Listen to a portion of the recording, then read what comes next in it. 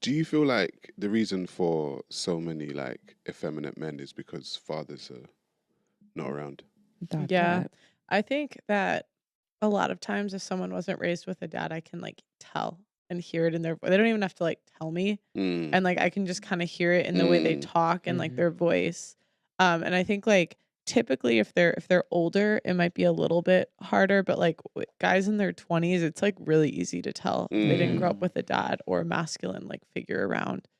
Because I never, Mhm. and I had to find what it Mhm. was to be a Mm. man. I literally had to go and seek men who I thought were masculine in some way. When did I you find think it? even Sorry. no, Um, no, go ahead. I would say in my 20s, like my early 20s, I was like, okay, cool. I kind of realized that the way I am right now isn't really working. Mhm. So I need to find, but because I never had that father figure, Mm. I had to go on a search for myself.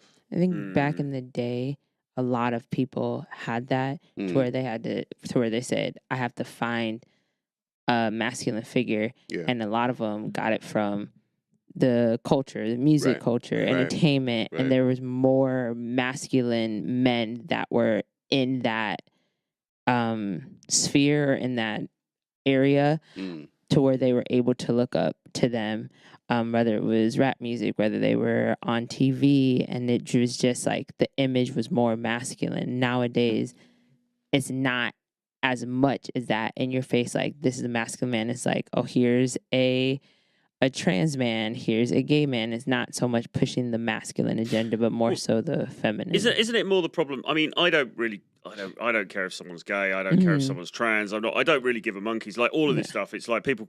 I'm Mhm. kind of live and let live. I like libertarian. I Yeah. think Yeah. people can do what they want to do. But I think what is a bit of a problem is that the is just imagining how this is say going to it, sound. say it. No, it's just that the poor heterosexual man, is suffering now because now it's like, for example, like Bukowski. I don't know if you guys know the writer Bukowski. He was a great writer. This was a dude who at the age of, he worked for the post office all his life. At the age of 50, he gave up to become a writer, and he was like an alcoholic. He lived in Los Angeles. Mm. He would like sleep on a mattress, but he became really popular. He'd do these big readings, and he'd get all these young girls, young women coming to see him, and he'd end up sleeping with these young women. And he wrote whole books about, these 25-year-olds that he was, sleeping with and everything. Now, if you tried to get that published now by a mainstream publisher, I guarantee you'd get Mhm. just thrown out of the, Yeah, you get thrown out. But those were great books, and his experience was valid. right. So why can we not talk about that, but we can talk about all these other things? And I'm not necessarily denigrating the other things either. It's Mhm. just that why is one thing being pushed down to the expense of everything else? Mhm. No, I agree, and it's almost like even your initial reaction, and Mm, it's not just you. It's like I've caught, I'm sure at some point in time before I was red pilled, I had the same thing. But yeah, it's like there's just certain things in society that are like celebrated like naturally. Like why are we pushing like girls twerking? Why are we pushing men in like Harry Styles when he was in a dress? Like why are we celebrating that more than like a traditional family? Mm. You I agree. agree. know what I think I've come to the conclusion? I think Western culture like to celebrate negativity. And I don't know what it is. Everything about negative or what we what goes against the grain Mhm. of Mhm. the standard, we just celebrate it. So like you said, if it's seeing a video like that, if it's seeing even if you're like men doing crime, all we celebrate so much negativity. And my friend once told me, he's like Western culture makes more money off trauma than it does anything else. So it will Mhm. always push things that are traumatic because it will make money. Everything else is like, what's the point? So I feel like that's why we see it. It may not be mm, I more disagree. so celebrated, but it's more so gets people talking. Gets people talking. And it doesn't matter what it is, but if it's like you said, goes against the grain, you're always gonna have the group that agrees. But if it's big enough, you're gonna have a even bigger group that disagrees, and either one is generating Yeah, good stuff. money.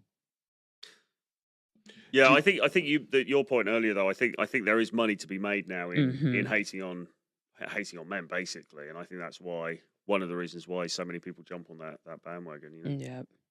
Yeah, I mean, even with like brand deals and stuff, you get so much more if your audience is women.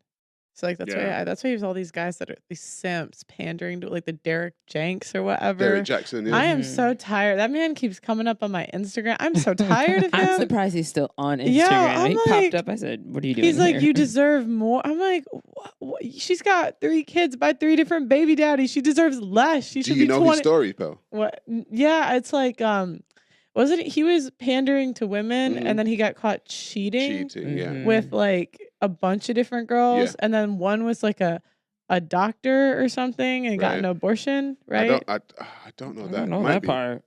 I didn't know that part. Did you see But- the video of him with his wife, Pearl? Oh my gosh, On the was sofa. it Bonnetgate? Yes. Yes. But then the fact that he's still around kind of is, for me, is a testament to how women are sold a dream.